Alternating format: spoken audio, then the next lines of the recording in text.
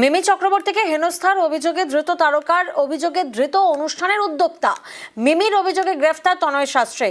অসুস্থ হয়ে রাতেই হাসপাতালে ভর্তি তনয় শাস্ত্রী। তনয় শাস্ত্রীর বাড়িতে গিয়ে বিক্ষোভের মুখে পুলিশও। বনগাঁ হাসপাতালে ভর্তি জখম 2 কনস্টেবল।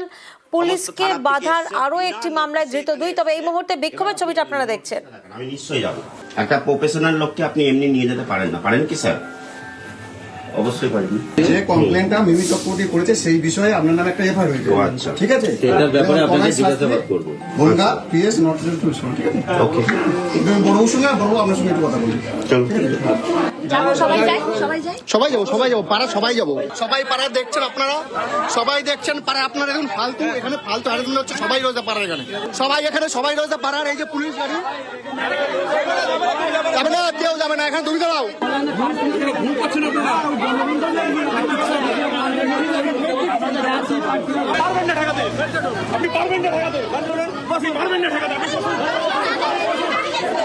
অনিরুদ্ধ প্রতিনিধি এই মুহূর্তে আমাদের সঙ্গে রয়েছেন, সরাসরি অনিরুদ্ধর কাছে যাব। অনিরুদ্ধ, স্থানীয়রা কি বলছেন, কেন বিক্ষোভের মুখে পড়তে হলো পুলিশকে?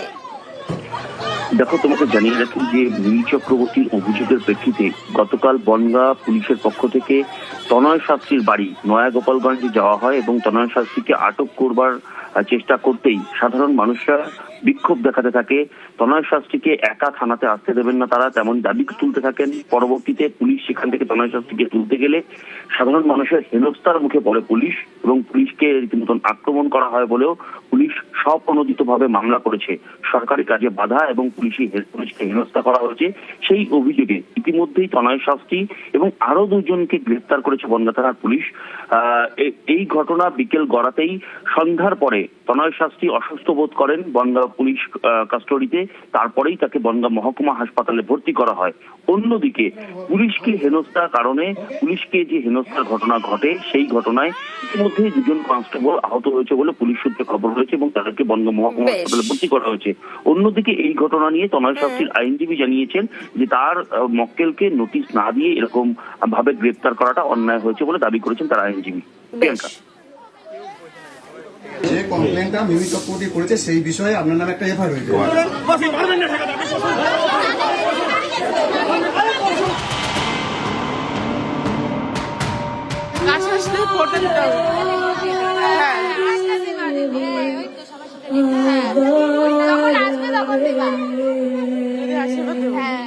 আপনারা মিমি চক্রবর্তীকে দেখলে অবশ্যই এখন রাত্রি 12টা বেজে গেছে, এখন মিমি চক্রবর্তী প্রোগ্রাম এখানেই শেষ। ওকে,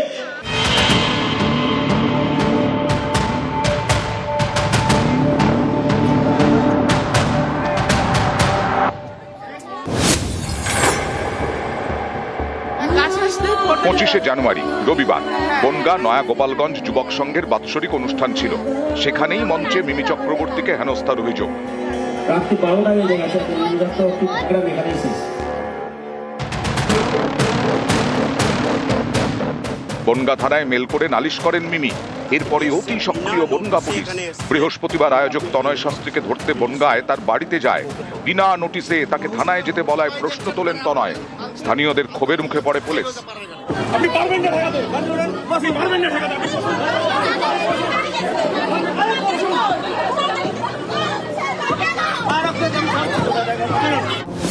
এরপর তদন্তে বাধা দেওয়ার অভিযোগে তনয় শাস্ত্রী সহ 3 জনকে গ্রেফতার করে পুলিশ। একটা কমপ্লেন হয়েছে, সবই বেলেবেল সেকশনের কেস, উইদাউট নোটিশে পুলিশ ধরে নিয়ে এসছে। নোটিশ দিতে পারতেন, আমরা কোর্টে সারেন্ডার হয়ে যেতাম, বেল নিয়ে নিতাম। ঠিক কি হয়েছিল রবিবার? উদ্যোক্তার দাবি, মিমির অনুষ্ঠান শুরু হওয়ার কথা ছিল রাত 10:30টায়। তিনি মঞ্চে ওঠেন রাত 11:15টায়। অনুষ্ঠানের জন্য পুলিশ অনুমতি দিয়েছিল রাত 12টা পর্যন্ত। সেই মতো রাত 12টায় মিমিকে মঞ্চে ছাড়তে বলেন উদ্যোক্তা।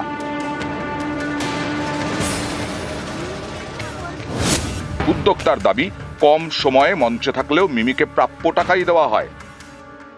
মিমি চক্রবর্তীকে আমরা অনেক বিশ্বাসের সাথে এবং ভালোবেসে একজন ভালো অভিনেত্রী এবং একজন ভালো মানুষ হিসাবে আমরা এখানে উপস্থিত করেছিলাম। আমার কাছে মনে হচ্ছে আমরা ভুল কাজ করেছি ওনাকে নিয়েছে, কারণ আমার যখন কোনো বিষয় অন্যায় ছিল না, আমি তো তার কাছে কোনোভাবে নত হতে পারি না। সে সেলিব্রিটি হতে পারে, তাকে তো আমরা এমনি আনি না। উদ্যোক্তার দাবি, মিমি দেরি করে আসেন। রাত 12টা বেজে যাওয়ায় তাকে নেমে যেতে বলা হয়। মিমির দাবি, তাকে অপমান করা হয়েছে, হেনস্থা করা হয়েছে। এই মর্মে তিনি বনগাঁ থানায় অভিযোগ করেন। তার জেরেই কি অতি সক্রিয় বনগাঁ পুলিশ? তাহলে এখানে কার দোষে কার শাস্তি? দেরি করে অনুষ্ঠানে যাওয়ার পরেও অন্য ব্যাখ্যা মিমি চক্রবর্তী। লোক ইন্ডাস্ট্রির এটা বলতে পারবে না মিমি চক্রবর্তী কোথাও 5 মিনিট লেটে এসেছে। I was waiting behind the stage for last 20 to 30 minute. মিথ্যে বারবার করে বললে সেটা টিআরপি হতে পারে, সেটা কোনোদিন সত্য হয় না।